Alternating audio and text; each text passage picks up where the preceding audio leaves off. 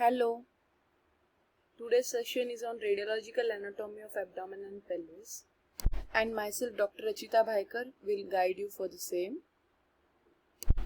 And the various radiological methods used for studying the abdomen include the following. That is a plain radiography, it can be a contrast radiography which is called as a barium studies, or the ultrasonography, pylography, hysterosalpingography and aortography. Firstly, we will study about the plain skygram of the abdomen. Approach to this film: make always a habit to look for the name, date of birth, age and sex of the patient. Further information relating to the ward number or hospital of origin may give an idea as to the potential nature of the patient's problem. Example, GIT problem or urinary problem, all of which information will be visible on the name badge. And never fail to look at it critically. This can be very helpful in your exams also. This is the anterior-posterior skygram of the abdomen, which are having various names as KUB film, survey film, or it can be called as scout film or straight film. If you want to study the kidney, urinary bladder and it is called as KUB film. If we are going to compare it with the contrast radiograph, if we are going to take this radiograph before any contrast media, this is called as the scout film. And if we are going to do it in case of the acute abdomen, this is called as the straight film. Preparation in case of the acute disease, directly take a straight film. Whereas if there is any chronic condition, better we have to prepare for the patient to obtain a good and clear image. For this, we have to empty the stomach as well as we have to free the intestine from the gases and fecal matter. So this is obtained by means of using antiflatulents which are given for 3 days prior and avoiding the oral fluids for 12 hours. In exams, when such films are given to you, you should be able to read the skygram as the bony shadows, the soft tissue shadows, the gas shadows, and if any abnormal shadows if seen, you have to say that also. The bony shadows which are seen are the lower ribs, then the lumbar vertebra, the upper part of the hip bone, the sacrum, the sacroiliac joint are seen. In this, most of the hip bone is seen so as to see if there is any pelvic cavity abnormalities. The soft tissue shadow may be seen, which is of domes of the diaphragm. Then it can be of the psoas major muscle, which is on the sides of the lumbar vertebra. Then the shadow of the kidneys,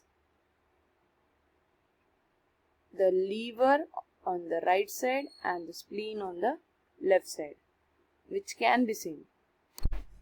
Whereas the gas shadows, they give radiolucent shadows or black color shadow, we can say. The most important is the gas in the fundus of the stomach, which appear as a large bubble under the left dome of the diaphragm.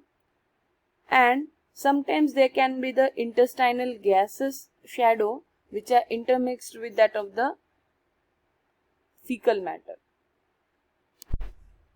Also, don't forget to look for any abnormal shadows which may be seen in different diseases. As we can see, look for the abnormalities in the ribs or the vertebra can be noted. That was all about the plain radiograph. Let's see now which is the contrast media which is used in the GIT. The earliest contrast media used in the GIT was the lipidiol. However, due to its oily nature, it does not coat the mucosa. Hence, later bismuth sulfate came into use. At present, the contrast media of the choice is the barium sulfate. And what are the reasons for using the barium sulfate is, it is radio opaque because it is having a high atomic number. It is non-absorbable. It is non-toxic.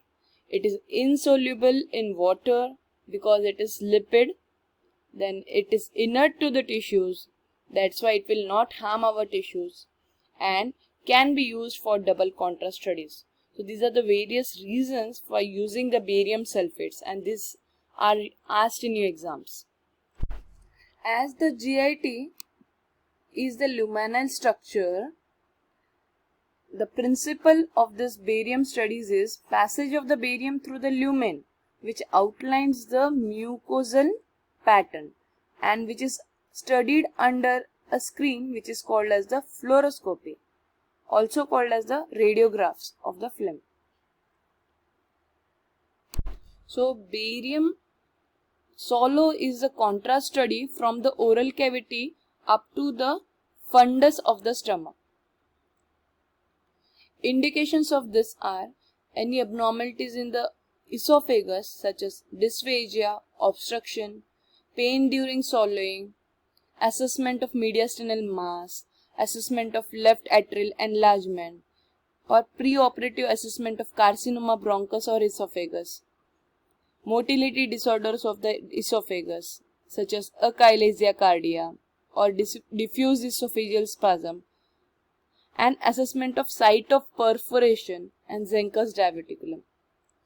So these are the various indications for doing the barium solo. But one should also know what are the relative contraindications for doing this. That is, if there is any fistula connecting between these two, that is the tracheoesophageal fistula, or if there is perforation, then that time we should avoid doing this barium solo. And what is the technique of doing this? One mouthful, about 10 to 15 ml of contrast media, that is a barium sulfate paste, which is of 100% concentration, is given, and the fluoroscopic observation of the act of deglutition is observed in the front plane as well as the lateral view with the patient in erect posture. And if we want to study the stomach pattern, then that time we use the study which is called as a barium meal is used, in which the barium sulfate concentration is less, that is 5% barium sulfate suspension in water is used, and the patient is made to drink about 10 to 15 ml of barium sulfate, and then it is examined under the fluoroscopy. Then we have to take successive radiographs, because after taking a meal, we can visualize the stomach as well as the duodenum part. Later on, it will move ahead and reach the ileocecal junction in 3 hours, the hepatic flexure of the colon by 6 hours, the splenic flexure of the colon by 9 hours, and the descending colon by 12 hours, the sigmoid colon in about 16 hours. It is evacuated in about 24 hours. However, some barium may persist in the large intestine for several days. Here we can see the outline of the stomach, the body of the stomach. This is the fundus of the stomach. This is the pylorus of the stomach, and this is here the duodenum of the stomach is seen. As well as, in addition to this, we can also see the shape of the stomach. Then we can also see the peristaltic waves if they are seen. Then the rate of emptying of the stomach can also be studied, as well as the curvatures, the lesser curvature, the greater curvature can also be studied in this. After the barium meal, the barium is going to move forward and it is going to follow through the various parts of the small intestine. So that's why this study is called as the barium follow through. This is for visualization of the small intestine, and again here we are using the same barium sulfate, and here you can see in this image, this is the stomach, this is the duodenum, the cap of the duodenum, which is very nicely seen. Then we can see the jejunum, which is giving the feathery appearance, and this is the ileum in this side. This is a very nice radiograph showing us the duodenum, in which we can see the duodenal cap, then the first part of the duodenum, the second part of the duodenum, then this is the pyloric sphincter, and here you can also visualize the feathery appearance or floccular appearance, which is because of the well developed circular folds. And when this barium sulfate moves ahead, it shows us the jejunum and ileum. The jejunum is having the characteristic of feathery appearance because of the various circular folds which are present in it, whereas the ileum is having the homogeneous shadow of the barium. And in between here you can see the various peristaltic waves also, which is seen here. So as we have seen that barium meal is used for studying the radiological study of esophagus, stomach, as well as some part of the duodenum is also seen in barium meal, and barium follow through is used for studying the small bowel abnormalities. So what will be the indications of barium meal? Will be the abnormalities of the stomach, such as there can be some malignancies of the esophageogastric junction, stomach or duodenum, or there can be gastrointestinal hemorrhage or upper abdominal mass, or if any symptoms are there such as epigastric pain, anorexia, weight loss, vomiting. In such conditions we are going to do the barium meal. And in children's also there can be the gastroesophageal reflux, pyloric obstruction or malrotation. For that also we can do the barium meal study, whereas barium meal follow through is for chronic abdominal pain, diarrhea, or it can be because of small bowel obstruction or Crohn's disease, and if there is any patient is refusing to the placement of nasogastric tube, in that condition we are going to do the barium meal follow through. And what are the contraindications of doing this is, if there is any perforation, don't do this study. Okay, that is the gastroduodenal perforation, as well as if there is any colonic obstruction or paralytic ileus. In such condition one should not go for this study. But if we want to do specially the study for the large intestine, they are better examined by means of the barium enema, which is shown in this diagram. Radiograph, in which we can see the smooth outline marked by the characteristic haustration or sacculation, which is more prominent in the proximal part and may disappear in the distal part. Again, the indications for this are the Meckel's diverticulum, the small bowel obstruction, or any tumors of the intestine or GI bleeding, and contraindications, the paralytic ileus, perforation, and complete colonic obstruction.